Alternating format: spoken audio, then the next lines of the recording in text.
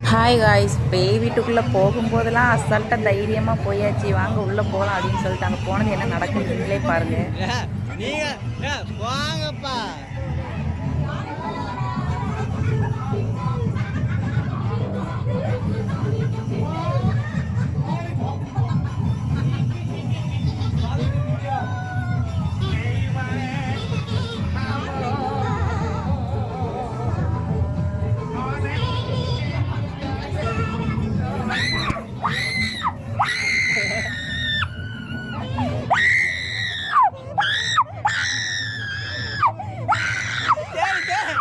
நார்மலாகவே பயன்படுத்துகிறாங்க, அதுவும் என்னை மாதிரி பயப்படுறவங்கள ரொம்ப பயன்படுத்துகிறாங்க. பக்கத்தில் வந்துருந்து நான்லாம் உள்ளே போன வழியிலே ரிட்டன் திரும்பி ஓடி வந்துட்டேன், நான் உள்ளே வரமாட்டேன் அப்படின்னு சொல்லிட்டு.